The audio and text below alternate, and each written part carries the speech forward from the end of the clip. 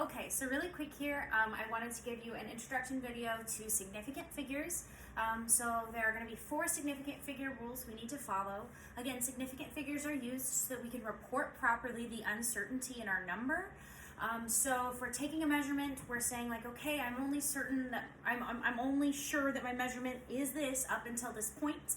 And then from there on out, we want to make sure we're like representing that information as we move through problems, okay? So this is going to be a tutorial of how to count significant figures, and then I'll have a separate video on how to apply those rules to multiplication and division and addition and subtraction as well. So this is just about how to count significant figures.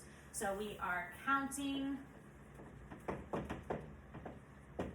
significant figures, our besties. So we're going to go ahead and figure out how we're going to count significant figures. So there are 4 rules when we're counting significant figures that I'm going to write up on the board here. So our first rule is that if it's non-zero numbers, so if it's a non-zero number, non-zero,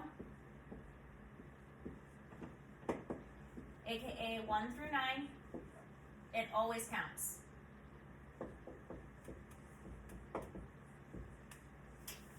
Okay? So our first rule is that any non-zero digit 1 through 9 always counts. So if I see 1, 2, 3, 4, 5, 6, 7, 8, and 9, I know that that's going to add 1 to my total of significant digits in my number, okay? 2. Before we go to number 2, let me make this subtle point. Okay, so the thing is these are all our non-zero digits. My next 3 rules are going to detail what we have to do with the zeros. So once you figure out you've got a non-zero digit, our 0 could be in 3 different positions in the number. So we're going to talk about in each of the 3 cases what happens, okay? So we might have, for example, a sandwiched 0. So we'll call it a sandwiched 0. Okay, so if I have a sandwiched 0, that means it's a 0 sandwiched in between 2 non-zero numbers, okay? So in this case, I have a 7, that's non-zero. I have a 4, that's non-zero. So this is what a sandwich 0 is. So if I had 704, that's a sandwich 0. And in this case, or in all cases, sandwich zeros always count. So sandwich zeros always count. They're always significant. We count them along our way. So sandwich zeros always count. Excuse me. Okay, sorry about that. Moving on. We could also have a 0 at the front of our number. So we might call these leading zeros. So these are going to be zeros at the front of the number. So that might be something written like this. These zeros here are leading zeros because they're in front of the first non-zero digit, okay? Any zeros in front of the first non-zero digit, any leading zeros, these are never significant. So we're not going to count them. They are never, they don't count. They're just placeholders. They're just telling us how deep into the decimal point we have to get. Not significant. If it's in front of the number, the leading zeros, boom, never significant. So, I mean, this is pretty simple, right? Like the first 3 rules are super basic, okay? First rule is non-zero number, 1 through 9, 1, 2, 3, 4, 5, 6, 7, 8, 9, boom, it counts. If it's a sandwiched 0 in the center of a number, a sandwiched 0 in the center of a number, if it's between 2 non-zero numbers, like 7 and 4 in this case, if it's sandwiched in between 2 non-zero numbers, it always counts. So we'll always count that. So in this case, my 704 has 3 significant figures. 1 for the 7, 1 for the 0, and 1 for the 4. 3 significant figures, okay? And then if we have leading zeros, we've got zeros that come in front of our very first non-zero digit. Those never count. So these 2 always count. These guys never count. And then, like, for example, that means that this number only has 1 significant figure because the 4 is the only significant digit. Okay, let's talk about the fourth rule, and then we'll do just a few examples to point out how these rules can be applied. So rule number 4 deals with the only other place we could put a 0. They're called trailing zeros. So trailing zeros, and these are sometimes. Oops, I spelled sometimes wrong. So these are sometimes.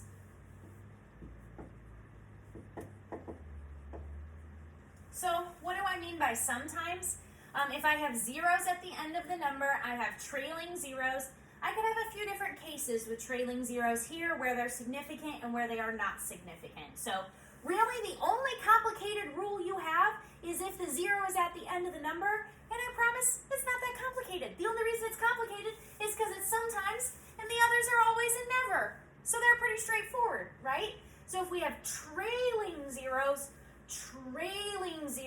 in the end, if we have trailing zeros, then this means our zeros at the end of the number sometimes count. When do they count? When do they not?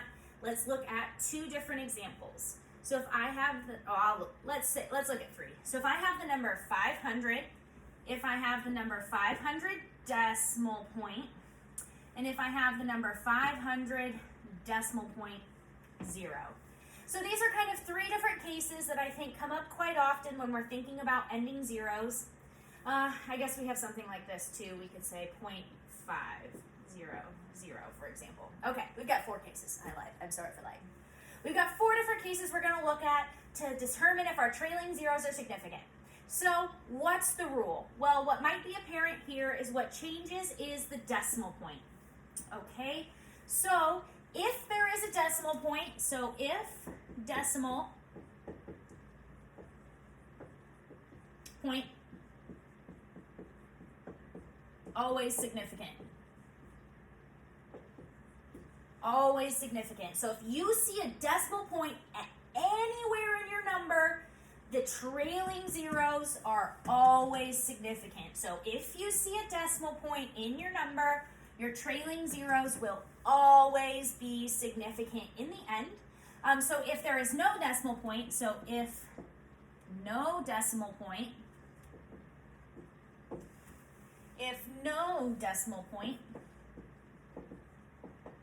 never.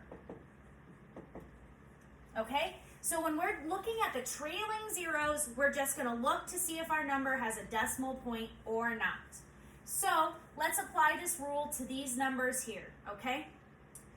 If I look at this number, there is no decimal point written in my number. It is just written as 500, okay? So this number is written as 500. So therefore, we have no decimal point. If no decimal point, never significant. So these 2 do not count. This number has 1 sig fig. Okay? Let's check out this number. If we see a decimal point, it's written there. If we see a decimal point, then the trailing zeros are always significant. So in this case, I have 1 sig fig for my 5, 1 sig fig for this 0, and 1 sig fig for this 0. Both zeros count in this case. So both zeros count. So I have 500 decimal point. This number, even though they're both 500, they're both the same value, this one has 3 significant figures. So this one has 3 sig figs. If I take a look at this one, remember our trailing zeros always count. If we see our decimal point, we've got a nice decimal point here. That means our trailing zeros count. And this one has 1, 2, 3, and this guy counts 2, 4. So this has 4 significant figures. So 4 sig figs, because trailing zeros count if we see a decimal point and it's all of the trailing zeros. Okay? All right, so these are all the same value. You know, $500, $500, $500. If I put my dollar sign in front, they're all the same thing. They spend the same at the store. They spend the same at the bank, you know. However, they have different numbers of significant figures based upon their decimal point and how they're written. Okay? let's go ahead and take a look at this number here, and then we'll do some examples of how we can apply these rules to some more complex numbers. So if I have 0.500, if I go back to my rule here, if there is a decimal point anywhere in my number, it always counts. So even though these zeros, they're not touching that decimal point, it doesn't matter, they count. So therefore, this number has 1, 2,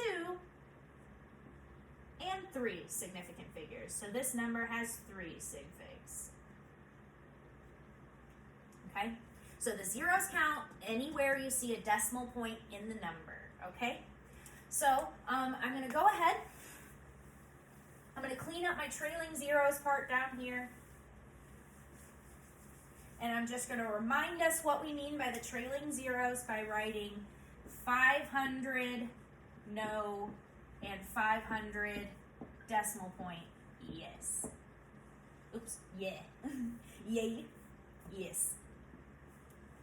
Okay, so we'll do this. All right. Okay, so let's do just a couple of examples of how significant figures work so we can see how these rules are applied in action, okay? So basically, again, once you've done rule number 1, that's pretty easy. You just count all the numbers that aren't 0. Then you just look at your 0, you determine which of these rules applies to your 0, and then you count them up based upon from there. So, for example, let's look at the number 376. So if we look at this number, the first thing we look at is we count for our non-zero numbers. So we've got the 3 is non-zero, the 7 is non-zero, and the 6 is non-zero. Okay, so 3 and 7 and 6 here. So that means if I check out my number, I don't see any zeros. I don't even have to worry about rules 2 through 3 or 2 through 4. So that means this number has 3 sig figs. They're all non-zero. They all count 3 sig figs. Okay? What if we look at this number? 3076. Well, I can look at this. I say, okay, I've got 3 non-zero numbers. I can knock that out right away. I know each of those 3 for sure is going to be significant. Okay? So I know each of these is going to be significant. I just have to decide if this 0 is significant or not. Well, I have to look at what its position in the number is. So it's a sandwich 0. It's in the middle of the number. So it's a sandwich 0. So yes, it always counts because sandwich zeros always count according to rule number 2. So that means our number has 1, 2, 3, 4. 4 significant figures. Okay, so I'm going to go ahead and erase these 2 and we'll work through a couple more examples. Okay, so if I wanted to count significant figures on a number like this,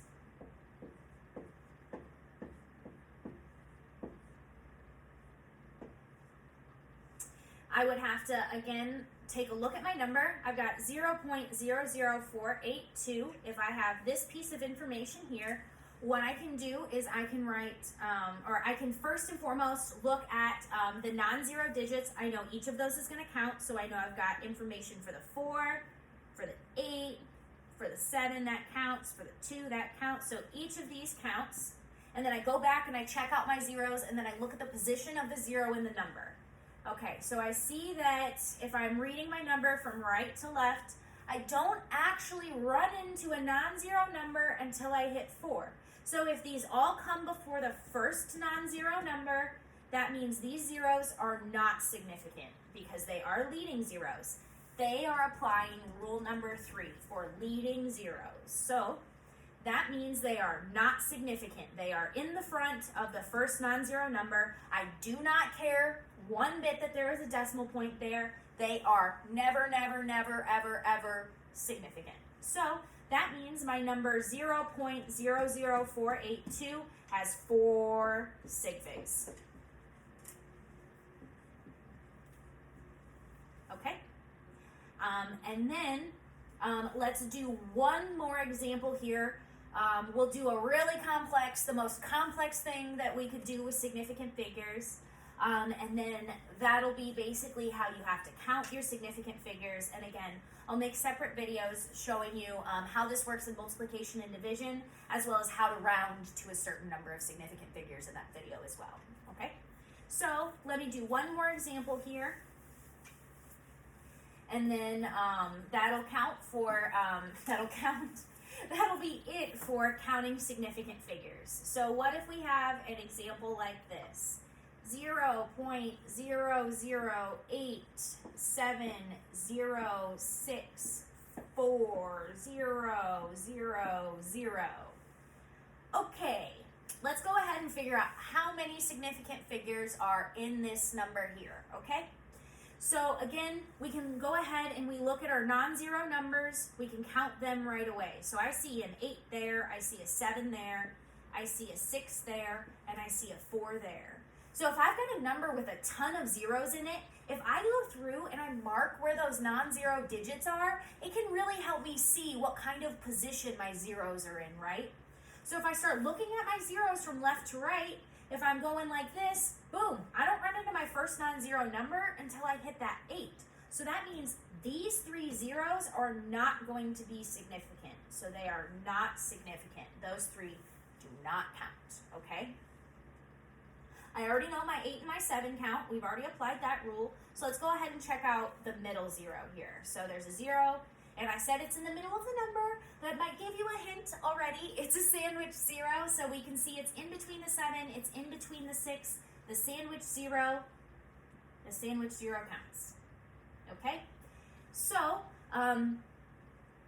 we're at our sandwich 0. We're going to keep working our way left across our number. Our 6 counts, our 4 counts, we already figured that out. And then I have 3 zeros at the end of my number here. So if I have 3 zeros at the end of my number, I'm going to look to rule number 4 about trailing zeros. So if I'm looking to rule number 4 about trailing zeros, I know that they sometimes count. And what does that depend upon? That there is a decimal point in my number. So if there is a decimal point in my number, they're always going to count. And you know what this big old bad boy is right there? A decimal point. So that means my 3 zeros at the end of the number count. It doesn't matter that the decimal point's all the way over here. These 3 count. So that means in this case, my number has a ridiculous amount of significant figures. It's 1, 2, 3, 4, 5, 6, 7, 8. 8 sig figs. 8 sig figs. Okay, so that is where I'm going to leave you for right now. If you're interested in the rules about multiplication and division, addition and subtraction, I'm going to go ahead and make you some videos about those too. However, this is how we can apply counting our significant figures. Okay.